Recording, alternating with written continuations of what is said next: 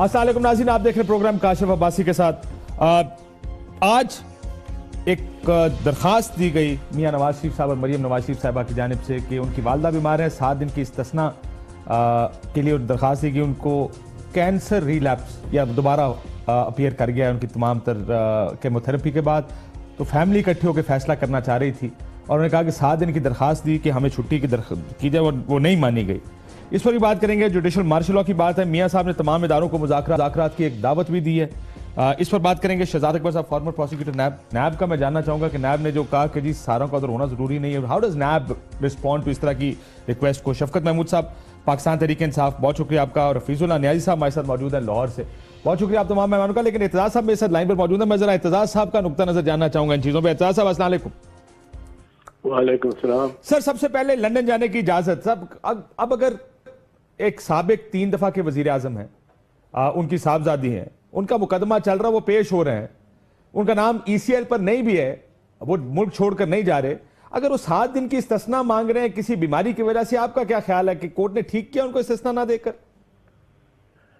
वैसे तो अदालत, ये नैब वाली अदालत किसी को खुद बीमारी हो तो उसको भी इस्तिस्ना नहीं देती। इस्तिस्ना बहुत ही कम दिया जाता है। फौजदारी मुकदमात हैं, कुछ छोटी बात नहीं है। और दूसरी बात यह है कि ये 27 तारीख तक डन हुआ है, आज 22 तारीख है, 5 दिन पड़े। ये जा सकते हैं। ECL पे तो इनका नाम नहीं है, ये जा सकते हैं और आ सकते हैं।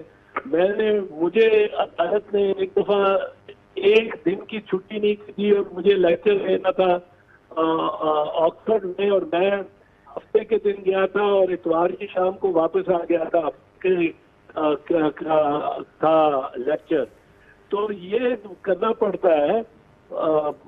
इनके साथ ये जरूर है कि अगर कुलसुम बेगम बीमार है तो इनको जरूर जाना चाहिए और जाके आ सकते हैं। बड़ी अच्छी बड़ा काफी टाइम है इनके लिए। तो आप अगर एतजाज साहब वो आज की फ्लाइट बुक कराएं, यानी आज राजा से आपने कहा 5 दिन मौजूद हैं, आज अगर रात की फ्लाइट लें, कल सुबह की फ्लाइट लें, अब बड़ी इंटरनेशनल एयरलाइंस है जिनकी सुबह सुबह की फ्लाइट मिल जाएगी, PIA की लेंगे तो सुबह अच्छे टाइम की फ्लाइट मिल जाएगी, जाएं और आप कह रहे हैं 5 दिन में वो सारा काम पूरा करके वापस आ जाए। वैसे तो मेरा ख्याल था अगर इजाजत दे भी देती है कोर्ट तो वो तो वैसे भी जा सकते हैं, उनका नाम ECL पर नहीं है, लेकिन वैसे भी जा सकते हैं, उनको इजाजत लेने की भी जरूरत नहीं है, तो क्यों नहीं जा रहे? Is this politics?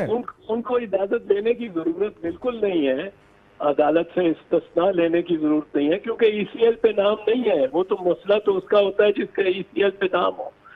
बहरहाल इनको चाहिए ये चले जाए, ये इनको पहुंचना चाहिए बेगम साहबा के पास, और जो भी बात है 2-3 दिन इनको खुले पूरे मिल जाते हैं इस सफर में भी।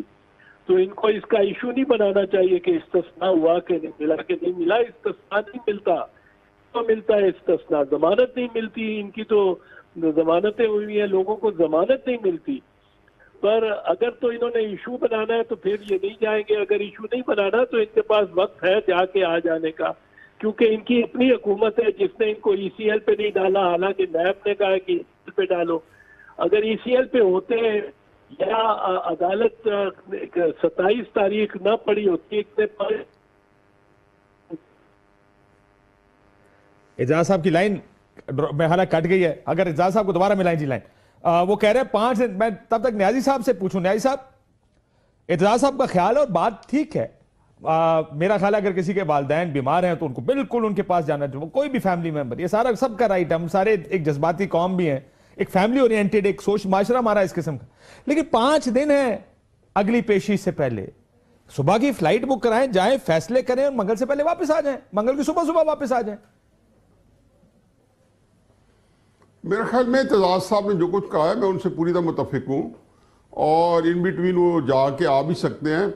लेकिन मुझे बिल्कुल इस बात में समझ नहीं आती। ज़ाहिर है इसमें बहुत टेक्निकलिटीज़ हैं, और जब वकला आमने सामने खड़े होते हैं, और मुझे भी इसका बड़ा पैशन है वकीलों की बहस सुनने का, और बड़ा शौक़ रहा है जब यूथ से लेके आज तक।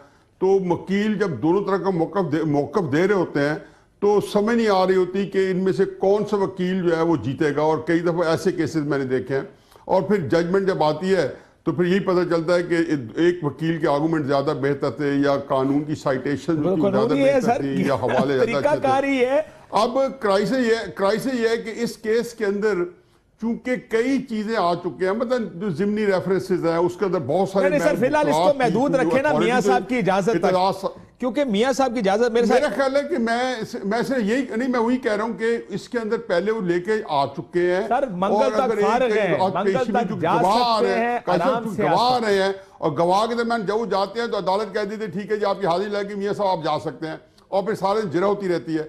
इस कैफियत में अगर दे भी देते नहीं है, और उसकी सूरत में जो सूरत एतजाज साहब ने बताई है कि आप जाएं और 4-5 दिन में होकर आ जाएं, ये जरूर है कि उनकी बेगम की तबीयत जो है वो खराब है, ये मैं जानता हूं, कैंसर पेशेंट्स के हवाले से जानता हूं कि बड़े उनका इशू मेरे ख्याल खासा सीरियस मेरे साथ एतजाज साहब वापस आ गए, मैं आता हूं न्याजी साहब आपके पास, इशू खासा सीरियस है और वापस आ गया, अल्लाह सेहत दे, ज़ाहिर है वालिदैन की बीमारी है।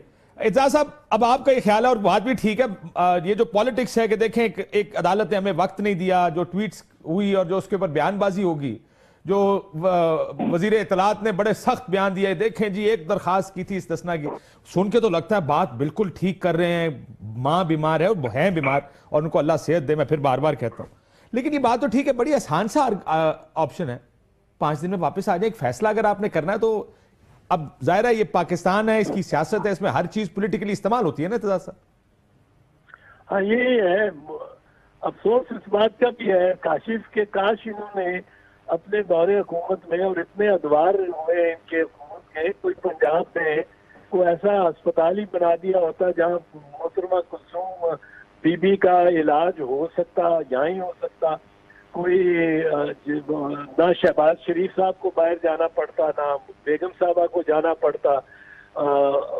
असल बात बुनियादी तो ये है ना, पर अब अगर और ये जाना चाहे तो जाके आ सकते हैं, फर्स्ट क्लास ट्रैवल करना इन्होंने, कोई इकोनॉमी क्लास में तो ट्रैवल नहीं करना, 1-2 साथ लोग भी होते हैं इनके जो होने चाहिए, इनमें शक रखें जो इनके अटेंडेंट्स इनके साथ, तो ये इनको कोई कंफर्टेबली 7 घंटे की फ्लाइट है, 6.5-7 घंटे की फ्लाइट है, कंफर्ट में लेटे हुए आपने चले जाना है और वापस आ जाना है।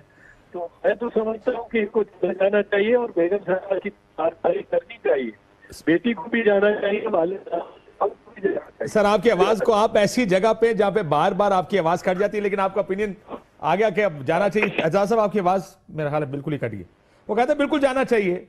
शफकत साहब 5 दिन है, बजाय इसके कि हम इसको एक पॉलिटिकल इशू बनाएं, हालांकि मेरा भी ख्याल, मैं बार बार कहूंगा, देखिए जब जो ही वालदा, बीमारी और कैंसर 3 चीजें जुड़ जाती है ना जी, तो हम पाकिस्तानी इमोशनल लोग हैं, हम फौरन इमोशनल हो जाते हैं, नहीं ये बड़ी ज्यादती है, जाने देना चाहिए। अब अदालत ने अगर इजाजत नहीं भी दी सर, तो 2 रास्ते हैं, और जैसे एतजाज साहब ने कहा ECL पे नाम नहीं है, आराम से जाएं, अपनी फैसले करें और वापस आ जाएं। या मेरा ख्याल है कि बिल्कुल एतजाज साहब ने सही कहा है, और इसमें कोई ऐसा इशू मुझे नज़र नहीं आ रहा, और ना ही कोई दरख्वास्त देने की ज़रूरत थी, जाके होके आ जाएं, और अल्लाह उनको सेहत दे, हम भी यही चाहेंगे कि सेहत दे, और अगर खुदा न खास्ता दोबारा जाने की ज़रूरत पड़ती है, अगर सेहत में होता है दोबारा भी जा सकते हैं, कोई ECL पे तो है नहीं। सर आप भी तो नहीं कहेंगे ना, तनाजर में वो शायद एक और तनाजर में देखना जरूरी। जी मैं आपका तनाजुर इसमें ऐड कर दीजिएगा। पाकिस्तान में एक्चुअली प्रॉब्लम ये है, देखें वो एक तो आर्गुमेंट ये है कि वो जाएंगे, कहेंगे देखो नस गया, भज गया, दौड़ गया, वापस नहीं आएगा, कानून से भाग गया, लेकिन वो भी 4-5 दिनों की मारा, आप अगली पेशी के पास से पहले या मंगल, बुध, जुमेरात, वो मैं भी पूछूंगा शहजाद साहब से कि वो क्या तरीका कार है सारे का, लेकिन पॉलिटिक्स कम से कम बीमारी पे तो नहीं हुई। आप, मुझे याद है सारे पॉलिटिशियंस ने, जब कुलसूम बीबी की बीमारी की बारी थी पहले भी, तो सारों ने बड़ा एक सिंपैथेटिक व्यू लिया था इस सारी चीज, और लेना भी चाहिए। नहीं देखें बात यह है कि हम भी सिंपैथेटिक व्यू ले रहे हैं, बीमारी खुदा न खास्ता हर किसी को हो सकती है, लेकिन मकसद सर एक और तनाज़र में भी इसको देखा जाए कि सुप्रीम कोर्ट ने पहले 3 महीने की मुद्दत दी एहतसाब अदालत को, और उसके बाद 2 महीने की मुद्दत दी, तो एहतसाब अदालत पे भी बड़ा प्रेशर है कि उन्होंने वक्त पे फैसला करना है। तो या तो ये होता ना ECL होता, ECL की वजह से जा ना सकते, एहतसाब अदालत कहती कि जी ठीक है आप चले जाएं और फ़लाँ तारीख तक वापस आ जाएं, वो भी नहीं है। तो इसलिए मेरा ख्याल है कि सर आपको ये खतरा तो नहीं है ऑपोजिशन को वो भाग जाएंगे? जा अब बुनियादी सवाल ये है कि आप ये तो नहीं सोचते ना कि वो भाग जाएंगे? नहीं, अगर मैं समझता हूं कि सियासी तौर पे अगर भाग जाते हैं तो भी आपको इतना फायदा, अजीम नुकसान है उनका, आपको फायदा है। कि आप भी उनको खड़े कोई होकर फायदा कहेंगे नहीं है पहले भी भागने भाग का। गए थे, अब भी भाग गए हैं, वो तो फिर फायदा ही फायदा है हाँ, ऑपोजिशन नहीं का। नहीं, वो तो मेरा ख्याल है कि अगर भाग जाए तो सियासी तौर पे तो वो बर्बादी हो जाएगी उनकी अगर भाग जाते हैं। तो मेरा ख्याल है कि भागने वाली बात नहीं है। बात यह है कि नैब कोर्ट के ऊपर यह प्रेशर है कि उन्होंने अब एक माह के अंदर केस खत्म करना, एक्सटेंशन ली थी, वो तकरीबन खत्म होने की, एक माह रह गया, उसमें फैसला करना है अदालत ने केसेस का। शहजाद साहब, जब आपका नैब का वकील बैठ के अदालत में ये कहता है, वो कहता है कि सहारों के होने की जरूरत नहीं है। जब आज पूछा गया, इस्तिस्ना की दरखास्त हुई, जज साहब थे, तो आपके वकील ने कहा, या आप जो नैब का वकील, आप साबिक प्रोसिक्यूटर हैं नैब के, कि नहीं सर सारे खानदान का होने की जरूरत नहीं है। क्या नैब का व्यू क्या होता है ऐसे केसेस कि बंदे को जाने नहीं देना पाकिस्तान से बाहर? अमूमन इस तरह के नैब का व्यू तो इसमें यही होता है कि केस का, इस स्पेसिफिक केस में ये है कि केस का कंक्लूजन हो ऑन टाइम। अब ये जो केस जिस स्टेज पे आ चुका है, अब उस स्टेज पे आ गया जहाँ पे फाइनल एविडेंस हो रहा है। वाजिद ज़िया के बाद सिर्फ एक गवाह बचा है इस केस के अंदर, वो आईओ का बयान है। मियां साहब का होना जरूरी है उस काम? देखिए, मियां साहब का होना उस काम के लिए जरूरी नहीं, लेकिन मैं आपको एक छोटी सी मिसाल तो नैब फिर एक ऐसा व्यू भी ले सकता था कि सर हमें उनकी जरूरत नहीं है, अगर जाना चाहते हैं हफ्ते के लिए चले जाएं, वापस आ जाएं। और शायद जज साहब के सामने भी जो चीज़ सामने आई होगी वो ये है कि जैसे अभी बात हो रही थी कि उनके पास एक माह या 6 हफ्ते रह गए केस को कंक्लूड करने के लिए, और ये एडिशनल टाइम पे इस वक्त कोर्ट चल रही है। अब अगर इस वक्त नवाज शरीफ साहब चले जाते हैं एक हफ्ते का इस्तिस्ना लेके और साथ एक हफ्ता और गुजार देते हैं या 2 हफ्ते गुजार देते हैं, तो वो डिले क्रिएट कर सकते हैं फिर से ट्रायल के अंदर। और ये वो क्रूशल स्टेज है जिसके ऊपर देखिए, पहले अदालत जब 4 महीने 5 महीने केस चलता रहा, 3-4 दफा ना मियां साहब की। बिल्कुल, देखिए इतने क्रूशल स्टेज के ऊपर अगर पहले इस्तिस्ना दिया भी गया हो तो नहीं दिया जाता। इस पे ये इशू ये दरकार है कि या तो आप पूरे ट्रायल का इस्तिस्ना मांग लें, आप सिर्फ एक हफ्ते का इस्तिस्ना मांग रहे हैं। दूसरा ये है कि जब चूंकि इस्तिस्ना आपको दिया जाता है आपकी हाजिरी पे, लेकिन जब केस का फैसला सुनाना होता है तब मुल्जिम का इन पर्सन मौजूद होना लाजिम है। उस वक्त आप अपनी किसी फैसले के लिए उसका सामने, फैसले के लिए, फर्द जुर्म के लिए और फर्द जुर्म के लिए और फैसले के लिए। अब इस स्टेज के बाद ये तो आपको ये ख्याल है कि अगर वो ना आए तो फैसला भी नहीं हो सकता। और दूसरी चीज ये है कि अगर वो ना आए तो 342 का स्टेटमेंट होता है अक्यूज का जब अपना प्रोसिक्यूशन केस बंद करता है, तो उसके बाद उनका जो यानी कि केस वहां रुक जाएगा, वो डिले चल ही नहीं सकता, टेक्निकली नहीं चल सकता, डिले हो जाएगा। बेशक आप उनके वारंट्स इशू करते हैं, में फायदे फैसले देते होते थे, वो किस तरह होता? वो तो देखिए, सुप्रीम कोर्ट एब्सेंशिया के फैसले कुछ 2-4 साल आए थे। 2004 के बाद सुप्रीम कोर्ट का डिसीजन आया था, उसके बाद एब्सेंशिया में फैसले नहीं होते। और ये पहले से भुट्टो साहब के खिलाफ और जरदारी साहब के खिलाफ जी वो फैसले सारे सेटिस्फाइड हो गए। अब ये है कि एब्सेंशिया में तो पाकिस्तान में किसी जगह फैसला खदशा ये है कि अगर इसी खदशे के देखिए, जब ये बेसिकली स्वाबदीदी इख्तियार होता है अदालत का, और जैसे एतजाज हसन साहब ने कहा, बड़ा उनका एक्सपीरियंस है, इतने सीनियर वकील हैं, वो सही कह रहे हैं कि अदालतें ये इस केस में मैं समझता हूँ इतना ज़्यादा इस्तिस्ना दिया गया। स्पेशल कोर्ट्स ये हो गई, FIA की होगी, ANF की होगी, ये कभी इस्तिस्ना नहीं देते मुल्ज़िम को। ये बड़ा एक इसमें मैं समझता हूँ लैटिट्यूड रखा गया शुरू में कि इस्तिस्ना दिया जाता रहा है। बल्कि ये भी होता है, और वो हमेशा अदालत कन्वीनियंस के लिए भी करती है कि मुल्ज़मान जब वो आ जाते हैं सुबह हाजिरी लगा के उनको कहते हैं जी आप बेशक चले। मेरे साहब के साथ हुआ, मेरी तबीयत खराब है, आप चले जाए। बिल्कुल ठीक। सो आप ये कह रहे हैं, मैं जरा आता हूँ इसके ऊपर दोबारा। इफ्तिखार साहब और न्याजी साहब, अब देखिए ये पॉलिटिक्स भी है पाकिस्तान की। मरियम बीबी के बयानात आपने देखे, ट्वीट्स देखी। मरियम औरंगजेब साहिबा जो इंफॉर्मेशन मिनिस्टर हैं, ऐसा लग रहा है पूरी मुस्लिम लीग नून ये कह रही है कितनी ज्यादती हो गई, लेकिन एक बड़ा आसान सोल्यूशन है सारे मसले का। इस फैसले के बाद ये लगता है कि देखें, आप जाएं आज, आप मंगल से पहले वापस आ जाएं, आपको तो जरूरत नहीं है इसकी इफ्तिखार साहब के आप लंबा टाइम गुजारें बाहर मशवरे करने। सवाल है अपना काशिफ पे, ये जो अभी गुफ्तगू हो रही है कि ये खदशे का भी इजहार किया जा रहा है कि वो जाएंगे और वापस ही ना आए तो फिर तो ये केस का ट्रायल ही खत्म हो जाएगा। ठीक, लेकिन मियां साहब ने तो आना ना वापस। वो तो आप हमारी ये इनकी अजम्पशन है, नैब एक बुनियादी अजम्पशन पे काम करता है कि अगर वो वापस ना आए तो केस रुक जाएगा। हमारी अजम्पशन ये मियां साहब जाएंगे और हफ्ते बाद वापस आ जाएंगे। नहीं काशिफ, अगर मियां साहब ने अगर जाना है तो सुबह की टिकट लेके चले जाए, 5 दिन अभी हैं। तो क्यों नहीं कर रहे? वो बयानबाजी को क्यों प्रेफर कर रहे हैं, जाने को प्रेफर क्यों नहीं कर रहे सारे केस? ये तो उन्हीं से पूछा जाए, वही जवाब दे सकते हैं। मतलब ही इज द मैन, ना मैं जवाब दे सकता हूँ, ना आप दे सकते हैं, ना इत्तेजाज दे सकता है। सर लेकिन ये पॉलिटिकल हो गया ना मामला फिर। इफ्तिखार साहब, then it is being politicized again and every issue in Pakistan is politicized. कि सियासत नहीं देखो, उसको इमोशनल इशू है, सियासत के लिए इस्तेमाल करें। देखो काशिफ, आप पॉलिटिसाइज नहीं कर रहे हैं। 5 दिन की छुट्टी, 5 दिन में जाए, पेश हो, और फिर 5 दिन की तारीख, 4 दिन की तारीख पड़ती है, फिर चले जाए, फिर आ जाए। उनके लिए मसले कोई नहीं है, टिकटें तो 1 साल की वो बुक करा के रख सकते हैं, जिस फ्लाइट पे चाहे वो चले जाएं। मुझे एक बात समझ नहीं आ रही, जो आपके दूसरे प्रोसिक्यूटर साहब हैं, इनकी बातों में मुझे अजीब बात लग रही है। ये कहते हैं कि लैटिट्यूड नहीं किया होगा। तो भाई कि जब से नैब बनी है, लैटिट्यूड के अलावा किया क्या आपने? अगर आपने लैटिट्यूड ना किया होता तो ये पाकिस्तान को ये अजाब को ना निपटना पड़ता, जो इतने सारे पेंडिंग केसेस पड़े हैं, लोगों के मामला रिजॉल्व ही नहीं हो रहे।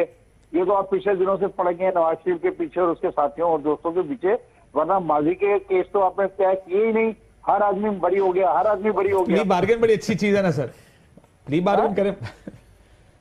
क्विक रिस्पांस शहजाद साहब, वो कहते हैं कि माजी में ऐसे मैं तो इफ्तिखार साहब से बिल्कुल एग्री करता हूं। शायद वो ये नहीं समझे कि मैं साबिक प्रोसिक्यूटर हूं। मैं तो इसी बात पे रिजाइन करके नैब से निकला कि आप जहां पे प्ली बार्गेन करनी होती है, प्ली बार्गेन कर लेते हैं, केसेस लटका देते हैं। भुट्टो केसेस को आपने 12 साल लटकाए रखा, आखिर में फिर कोई मामला तय करके इसी अदालत से वो बरी हो गए। तो नैब की इसके ऊपर जो सियासी किरदार है, उस पर तो कोई दूसरी राय नहीं है। होती है नैब में, बिल्कुल होती है सियासत। देखिए, नैब के अदालत को इस्तेमाल किया गया, नैब की अदालत में कि हमने इस दरखास्त की हिमायत करनी है, मुखालफत करनी है, सियासत की बुनियाद पे फैसला। नैब का प्रोसिक्यूटर इंडिपेंडेंटली तो कुछ नहीं करता, उसको ऊपर से इंस्ट्रक्शन आती है। अगर चेयरमैन नैब ने उसको कहा है या प्रोसिक्यूटर नहीं, इतना ऊपर नहीं जाता प्रोसिक्यूटर, या उसको प्रोसिक्यूटर जनरल इंस्ट्रक्शन देता है या चेयरमैन नैब इंस्ट्रक्शन देता है। और अगर उनको ये कहा गया है कि आप नहीं, उसके ऊपर अगर कोई है तो उस गरीब प्रोसिक्यूटर को पता नहीं होता।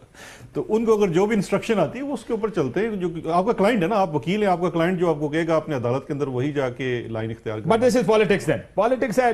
नैब भी पॉलिटिकली ये सोच के न्याजी साहब फैसला करेगी, मियां साहब और मरियम बीबी जो इसको रिस्पॉन्ड करेंगे सारे फैसले को, वो भी न्याजी साहब सियासत को देखकर रिस्पॉन्ड करेंगे कि हमें सियासी फायदा एक इमोशनल पोजीशन लेने में। देखें जी, हमें अपनी वालदा के इलाज के लिए बाहर जाने की इजाजत नहीं दी गई, क्योंकि मैंने इस आर्गुमेंट को इस एंगल से देखा ही नहीं कि 5 दिन है अगली पेशी में, आराम से जाके 5 दिन में वापस आया जा सकता। लेकिन मजलूमियत का बयानिया बनाया जा रहा है, मजलूमियत का बयानिया है न्याजी साहब। देखिए जी, ये मजलूमियत का बयानिया तब भी बनता है जब उसकी कोई ग्राउंड्स मौजूद हो। एक ब्रीडिंग ग्राउंड होती है।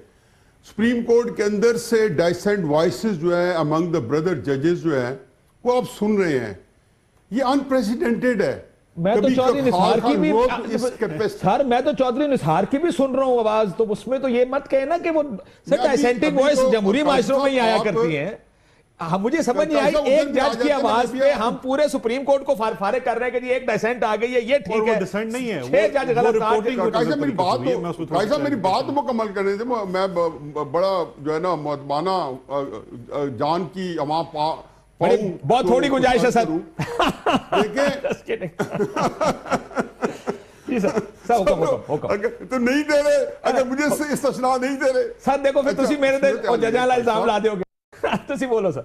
नहीं कैसा मैं देखे ना, आप इस केस के अंदर जो नवाज शरीफ साहब को मैं ये कहता हूं कि खुदा गवाह, मेरी बात मार्क में वर्ड्स, अगर ये फेयर ट्रायल, देखो हमारे 184(3) के साथ ट्रायल हुआ है, नवाज शरीफ कॉन्टेस्ट कर सकते थे। अंदर से बात आई है कि अब आपने एक दफा पिटीशन को नहीं सुना, आपने सुन लिया, चलो हो गया। अब इसके जो अरेटी डिसीजन आ रहे हैं, आप डॉक्टर शाहिद मसूद फांसी मांगता है, आप उसको माफी दे देते हो हैं? आप यहां पे खादिम रिजवी साहब है या अनवार साहब आप देखते हो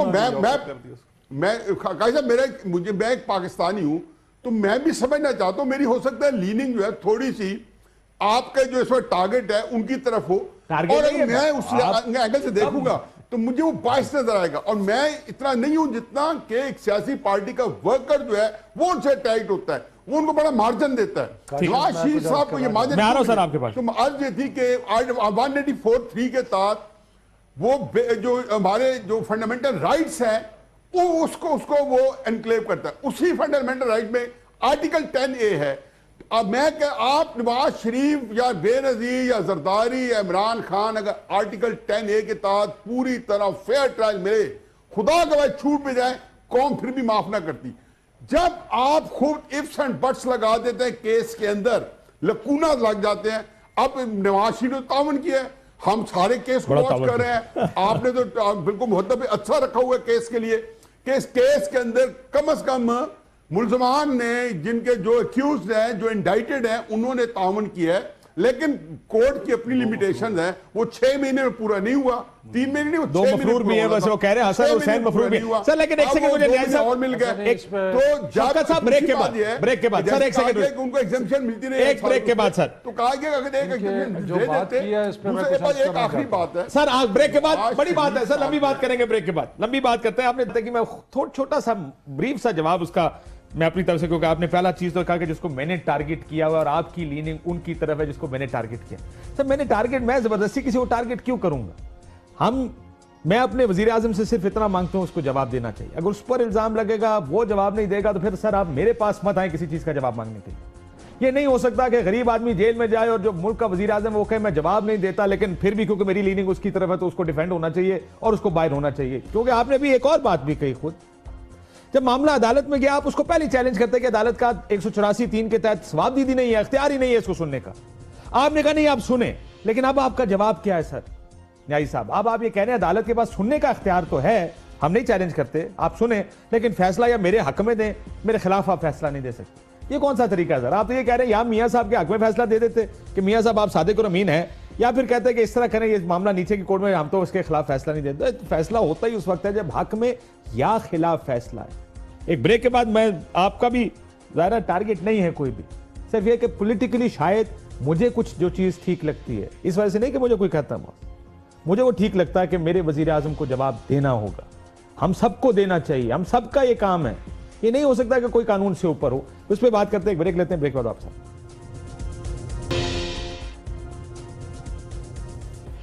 वेलकम बैक नाजरीन। शफकत साहब, ये जो माहौल को कहते हैं, अभी एक बात कही न्यायी साहब ने कि माहौल एक इस किस्म का है जिसमें फिर फैसले इवैल्यूएट होते हैं उस माहौल के तनाजुर में। अब मसला ये, इस माहौल को मैं तो नहीं समझ पा रहा हूं। मेरे जैसे लोग इस माहौल को देखकर ये कह रहे हैं कि शायद फैसले ठीक हो रहे होंगे। वो लोग जिनकी लीनिंग या जो लोग पीटीपीएमएलएन वाले हैं वो कह रहे हैं गलत हो रहे। तो माहौल में है क्या इस वक्त? पीटीआई तो कहेगी माहौल बहुत अच्छा है, आजाद अदालत है, आजाद फैसले हो रहे हैं। नून लीग कहती है नहीं जी आजाद नहीं हो रहे फैसले, ये तो हमारे खिलाफ फैसले हो रहे हैं, एक तो महाज बनाया हुआ। देखिए काशिफ, पहली तो बात यह है कि न्याजी साहब ने फरमाया कि डिसेंट हो रही है।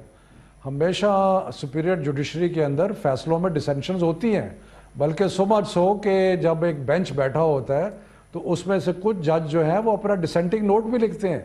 और ये कोई पुरानी बात नहीं है, अभी भी रिसेंटली भी 1-2 केसेस में हुआ है जिसमें डिसेंटिंग नोट लिखे गए हैं। अगर आप इजाजत दें मैं इसमें एक चीज ऐड कर देता हूं शफकत साहब। पहली जजमेंट जब आई जेआईटी बनने की, 2 जजेस ने कहा सादिक और अमीन नहीं है, फारिग करें इनको, हमारे कागजों में फारिग है ये। 3 ने कहा नहीं जेआईटी। वही गुजारिश 5 रुकनी जब बेंच का फैसला फाइनल आया, 3 ने कहा अकामा पे घर बेचते, 2 ने फिर भी अपना, क्योंकि पहला फैसला दिया था, उन्होंने कहा जी ये पनामा पे घर जाते हैं हमारे कागज में। नहीं तो एक डाइसेंट ही है ना तकरीबन। मैं काशिफ यही गुजारिश कर रहा हूं कि इसको इतनी बड़ी चीज ना समझा जाए जितना कि न्याजी साहब कह रहे हैं कि अनप्रेसिडेंटेड है। बिल्कुल अनप्रेसिडेंटेड नहीं है, डिसेंशन होते। दूसरी बात यह है कि सेक्शन 10A फेयर ट्रायल, ये कौन फैसला करेगा कि फेयर ट्रायल हुआ या नहीं?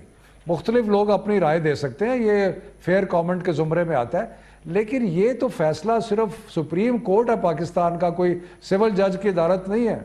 सुप्रीम कोर्ट जब एक फैसला करता है तो उसकी प्रिजम्पशन है कि वो फेयर ट्रायल है, और वही फैसला, इस चीज़ का भी फैसला कि फेयर है या नहीं, ये भी उसी सुप्रीम कोर्ट ने करना है। बाकी रह गया जो नवाज शरीफ साहब कर रहे हैं, देखिए ये तो एक सियासी बयानिया है।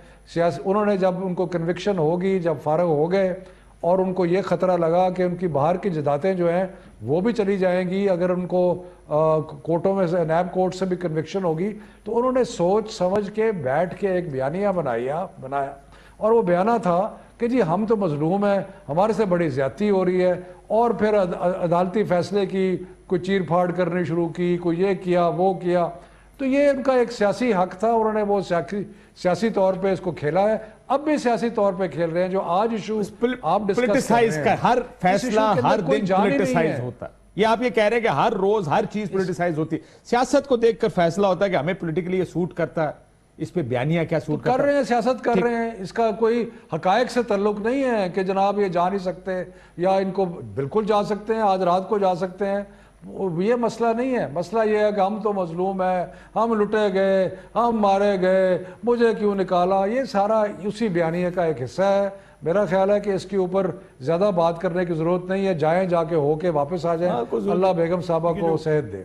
वो कह रहे सियासी बयानिया पॉलिटिकल, इसमें तो एक डिसेंट मुस्लिम लीग नून के अंदर से भी आई है। न्याजी साहब, वो आपके पास मैं आता हूँ, उसके साथ पहले शहजाद साहब से पूछना। उसमें चौधरी निसार ने कहा था ये सियासी बयानिया नहीं है, उन्होंने कहा था ये बयान, ये सियासी पोजीशन जरूर हो सकती है, एक शख्स की पोजीशन, एक शख्स की पोजीशन। देखिए, इसमें जो दो चीज़ें यहाँ पे बड़ी ज़रूर हैं क्लैरिफिकेशन करने की। पहली ये है कि जो फेयर ट्रायल का आर्गूमेंट रेज किया जा रहा है, लेकिन जो चीज़ मुझे नज़र आ रही है इस ट्रायल में होते हुए कि ये देखिए, ये एक तरफ कहा जा रहा है कि फेयर ट्रायल नहीं है, दूसरी तरफ सुप्रीम कोर्ट में, ऐसे अकाउंटेबिलिटी कोर्ट में इस वक्त जो एविडेंस चल रहा है वो प्रीडोमिनेंटली पेश की जा रही हैं वो CMAs जो रिस्पोंडेंट्स नहीं है, मिसक्लिनियस एप्लीकेशन, यानी कि जो रिस्पोंडेंट्स, इसमें नवाज शरीफ साहब, मरीम नवाज साहिबा, कैप्टन सफदर, हसन हुसैन, इनकी तरफ से जो अदालत में कागजात दाखिल किए गए थे, वही अदालत के कागजात जब आज नैब की तरफ से वाजिद ज़िया पेश कर रहे हैं अदालत के अंदर, JIT में जो दाखिल किए गए, सुप्रीम कोर्ट में दाखिल किए गए। अच्छा, जो जवाब सुप्रीम कोर्ट में इन्होंने दिए थे, कॉपी सारे जवाब दिए थे, वो अब नैब में दे रहे हैं, तो ये कह रहे हैं कि उसमें दो चीजें, एक वहां सुप्रीम कोर्ट में दिए थे, उसके बाद पार्लियामान में मियां साहब ने तकरीर की थी और दिखाए थे कि ये वो सारे कागजात है, ये है 60 सालों का हिसाब, ये है वो जराए जिनसे ये अपार्टमेंट खरीदे गए और फिर वही कागजात इनकी तरफ से सुप्रीम कोर्ट में एडमिट कराए गए। लेकिन उसमें आज ये इतराज उठाया जा रहा है ख्वाजा हारिस साहब की तरफ से कि ये फोटोकॉपी की कॉपियां हैं।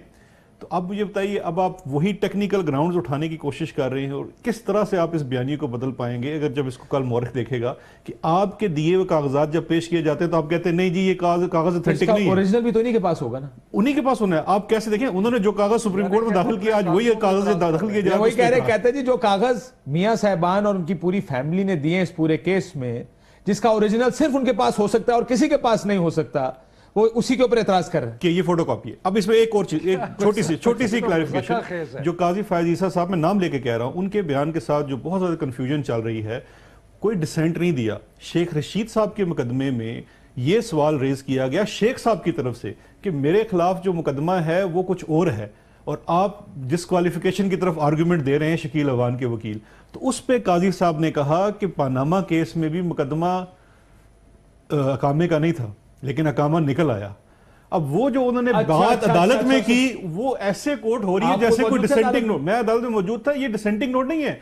उन्होंने उनके वकील को, शेख साहब के वकील को जवाब दिया कि हम पूरी चीज को देखेंगे, आपके मुकदमे में फैसला महफूज किया गया है। उन्होंने कहा हम पूरी चीज को देखेंगे मुकदमे में। जैसे कि फैसला पैनामा की बजाय कामा पे आया तो उन्होंने आपके ऊपर भी फैसला आ सकता है। तो जी ये कोई डिसेंट नहीं, डिसेंट नहीं है। और ये अदालत में कहा गया एक जुमला है जज साहब का, कुछ रिटन नोट नहीं हो भी तो क्या फर्क पड़ता, कोई फर्क नहीं पड़ता। Dissent is good. बल्कि मुझे न्याय साहब, मुझे वो दिन भी याद है जब इफ्तिखार चौधरी साहब के नीचे 5030 फैसले आया करते थे और बार इस पर कई दफा तनकीद करते होते थे वकील कि कैसा सुप्रीम कोर्ट है जिसमें डायसेंटी कोई नहीं है, जिसमें कोई जज दूसरे जज से इख्तलाफ ही नहीं करता। आप इख्तलाफ करते हैं, कहते हैं जी इख्तलाफ करें।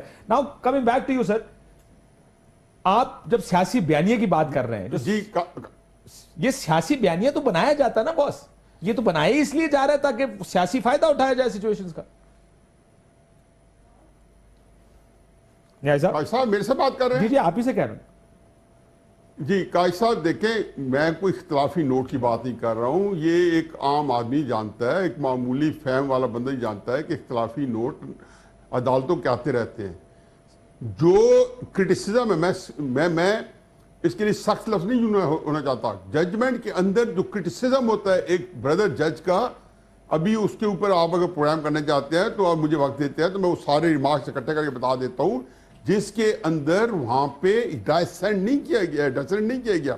उन्होंने एक इख्तलाफी नोट नहीं लिखा, जो मैं उससे उनकी बात कर रहा हूं जिसके ऊपर उन्होंने विद इन जुडिशरी अपना एक डिस्कॉन्टेंट बताया है।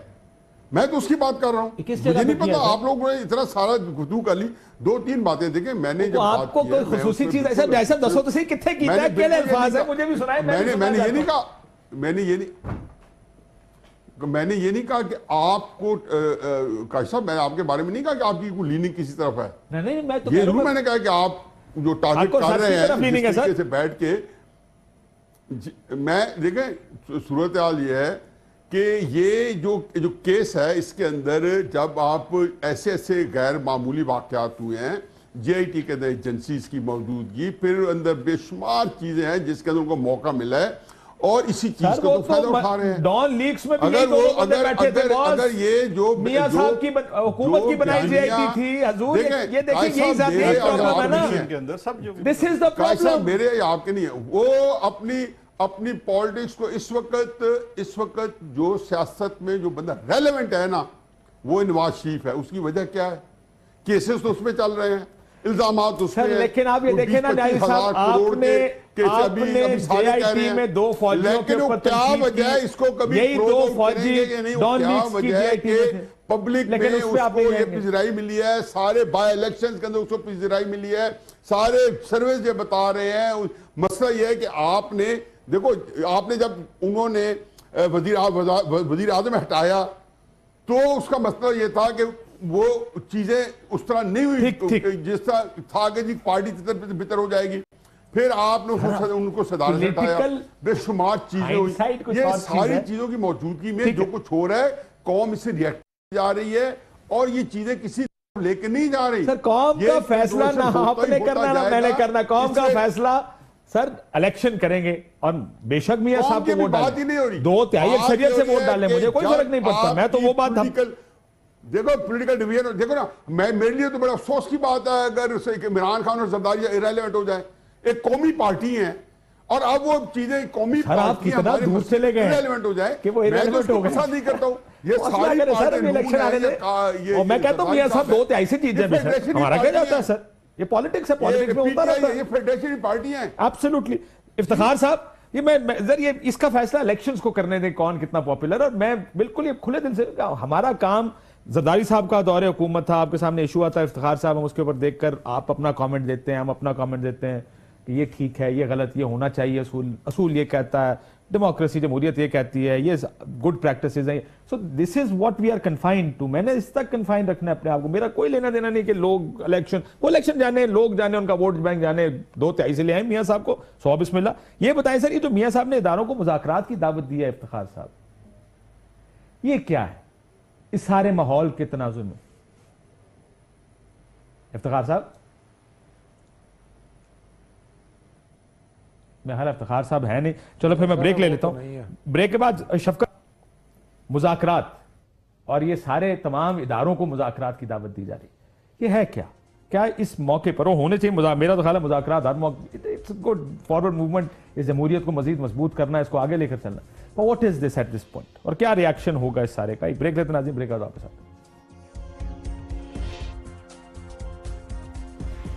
वेलकम बैक नाज़रीन। शफकत साहब, इदारों के साथ मुज़ाकरात के लिए तैयार हूं, मियां नवाज शरीफ जातियात के हवाले से नहीं, और ये नहीं कहा कि जातियात के होंगे, आइन की हदूद में जमहूरियत के लिए और मुल्की मफाद के लिए हर इदारे से। What does this mean? आपको इसका मतलब क्या समझ में आया? इसका मतलब सिर्फ एक ही है, क्योंकि ये 3 दफ़ा वज़ीर आज़म रहे हैं, मजमूई तौर पे मेरा ख्याल है कि तकरीबन कोई 9 या 10 साल ये वज़ीर आज़म रहे हैं। पहले कभी ख्याल नहीं आया इनको कि इदारों के मुज़ाकरात होने चाहिए। जब हालात इनको अपने नाम मुवाफिक नज़र आए हैं या लगा है कि जैसे घेरा तंग हो रहा है, तो अब इनको ख्याल आ गया है कि जो इदारों के मुज़ाकरात होने चाहिए। देखें, आइन मौजूद है, आइन एक कौम की कंसेंसस की डॉक्यूमेंट है। आइन के मुताबिक अगर काम हो रहा है तो फिर कौन से मुज़ाकरात की ज़रूरत है? अगर कोई स्पेसिफिक इशू है, हाँ ठीक है, आप डिफेंस कमेटी में आप सिक्योरिटी और डिफेंस के इश्यूज डिस्कस करें और कमेटीज़ में बाकी चीज़ें डिस्कस करें, हर किसी का एक व्यू पॉइंट होना चाहिए। लेकिन मुझे इस बात की समझ नहीं आती कि कौन से गिव एंड टेक जो होता है ना, क्या होगा? कोई आइन को तब्दील करना चाह रहे हैं? क्या कहना चाह रहे हैं मुझे आप बताएं ना कि क्या ये मुमकिन है कि जो हालात हैं जिसमें मियां साहब इस टाइम अदालतों को गाली निकाल रहे हैं, एक अजीब सी सूरत हाल है ना, उस सूरत हाल में आपने बहुत सी खबरें भी सुनी होंगी कि देखें अब हम उनके साथ हैं या उनके साथ नहीं, बहुत सारी ऐसी बातें भी हुई हैं। क्या उसको सॉर्ट आउट करने की जरूरत है या आपका ख्याल है ऐसे ही चलने दिया जाए? वैसे out of curiosity I want to know. नहीं, अब अदारों को हिसाब से क्या ये सुप्रीम कोर्ट के जजेस के साथ बैठ के कहेंगे अच्छा जी आपने मुझे क्यों निकाला, क्या ये मुज़ाकरात करना चाह रहे हैं? देखें, बात यह है कि मुज़ाकरात अगर तो आइन की बात है तो आइन की बात तो पार्लियामेंट में होनी चाहिए और वो वजीर आजम को करनी चाहिए, मियाँ साहब तो नहीं कर सकते। तो आप कह रहे हैं मियाँ साहब तो नहीं कर सकते क्या? मुझे कुछ समझ नहीं आ रही बात की मुज़ाकरात का मकसद क्या है। या तो कहने से मकसद ये है, ये सिर्फ ये है कि जी आपके ऊपर घेरा तंग हुआ है तो आप मुज़ाकरात की ज़रूरत आपको पड़ गई है, वरना आप आई थिंक जो आइन में है, अगर आइन के मुताबिक चल रहा है तो फिर क्या ज़रूरत है किसी मुज़ाकरात की या किसी तब्दीली की। ठीक, बस देखिए नैब किधर जा रही है इस केस के साथ। वो तो कह रहे हैं कि देखें पहले रेफरेंस से कुछ नहीं निकला तो इसलिए ये रेफरेंसेस दूसरे दायर किए जा रहे हैं। देखिए आप कैसे देख रहे हैं? देखिए नैब की जो अभी लीडरशिप में चेंजेस आई है उससे एक चीज़ तो हुई है, कम से कम प्रोसिक्यूशन अब उन्होंने ठीक करनी शुरू की है, जो प्रोसिक्यूशन का हक होता है। देखिए दोनों तरफ को वाज़े एक मौका मिलता है ना, प्रोसिक्यूशन ने अपना केस लड़ना है, उसके बाद डिफेंस ने अपनी उसकी डिफेंस पेश करना है। पहले तो ये था कि जो पहला रेफरेंस फाइल किया गया सुप्रीम कोर्ट के हुक्म के ऊपर नैब की तरफ से, वो तो सरासर मिली भगत का रेफरेंस था। वहाँ पे फिर एक दफ़ा सुप्रीम कोर्ट के अहकामात को उन्होंने एक किस्म का नल एंड वाइड करने की कोशिश की। इन रेफरेंसेस के जरिए बेहतर केस बना, देखिए बेहतर बन रहा है। और नैब को सही देखिए दो चीज़ें हैं ना, ज़िमनी रेफरेंसेस इसलिए वो टेक्निकल चीज़ें हैं। ज़िमनी रेफरेंस इसलिए दाखिल किए कि पहले रेफरेंस जो दाखिल किया गया था उस रेफरेंस के अंदर इन्होंने जो गवाह साइट करने चाहिए थे वो साइट ही नहीं किए। जो ज़िमनी रेफरेंस कोई नई चीज़ नहीं डाली गई, लेकिन उन्होंने वो जो टेक्निकल एरर्स खुद डाले गए थे, मैं वो ये कहता हूँ वो पिछले चेयरमैन ने 7 डाला था, जानबूझ के डाला था। उस नैब ने अब उसको ठीक करने की कोशिश की है और ये अभी भी मेरे ख्याल में उनको बहुत ज्यादा जरूरत है अपने आप को ठीक करने की, लेकिन जितने उनके पास इख्तियार और पैसे हैं, क्योंकि बजट गवर्नमेंट ने देना होता है, नैब के पास बजट नहीं। न्याय साहब एक सवाल, आप मियाँ साहब से मिलते रहते हैं, वैसे मुलाकात है आपकी मियाँ साहब से? कोई मेरी बस आते हैं एक सवाल। मियाँ साहब से एक ही सिर्फ मुलाकात हुई है पूरा आज तक, और सर उनसे कहना ही हमें कागज तो ओरिजिनल बता दें, कोई कांटेक्ट नहीं, मुलाकात नहीं रही उनसे कहना कागज तो दे दें। मैं नहीं, मेरा सवाल मिली भगत का लफ्ज़ उन्होंने कहे फ्लैटों के ओनरशिप के कागज ही दे दें कम से कम, और कुछ नहीं देते तो कुछ तो बताएं मुल्कों को, एक जवाब तो देना पड़ेगा ना जी। काई साहब मेरे से बात करें सर, आप ही से पूछ रहा हूं सर, मैं कह रहा हूं कोई तो कागज दे दें। ये काई साहब पहले तो शहजाद साहब ने बड़ी खूबसूरत बात की है कि ये मिली भगत था, और मिली भगत ये था कि जी जो नैब चेयरमैन था, जो कि कम से कम नैब का चेयरमैन कमर साहब भी और जावेद इकबाल साहब भी, ये लीडर ऑफ द अपोजिशन की जो है नाम नॉमिनेटेड लोग थे और उन्होंने बना दिए, लेकिन मिली भगत और इसका पूरा ट्रेल जो सुप्रीम कोर्ट से आ रहा था। असल में हम कंफ्यूज कर रहे हैं, अगर हमारे वही चेयरमैन सहाफी के साथ एक घंटे का इंटरव्यू होता है जो आज अखबारों में छपा हुआ है। सर मैं आपको एक छोटी सी बात करूं, वही चेयरमैन नैब जो अदालत में जब पेश हुए ना 5 रुकनी बेंच के सामने, उनसे कहा गया आपने अपील क्यों नहीं की? उन्होंने कहा जी मुझे मशवरा दिया गया, जिसने मशवरा दिया उसने कहा मैंने तो अपील का मशवरा दिया गया, इन्होंने नहीं माना। कोर्ट ने आखिर में सर सुन ले जरा, चेयरमैन नैब से पूछा आज अगर आपको अपील दायर करनी पड़ी आप करेंगे? उन्होंने कहा जी आज मैं अपील दायर नहीं करूंगा। उन्होंने कहा आज हमारे सामने नैब मर गई है। अभी तक इस उलझन में लग गए हैं कि जी वो अपने आप को डिफेंड करते हैं, तो हम उसको भी एक ऑफेंस समझ रहे हैं कि आप पाकिस्तान में डिफेंस किया। हम जो है जिसको कहते हैं डिसेंट नोट को, जो हम मैं कहता हूं बाइटिंग नोट था या बाइटिंग रिमार्क्स थे या स्केलिंग रिमार्क्स थे, आप कहते हैं वो डिसेंटिंग रिमार्क्स थे।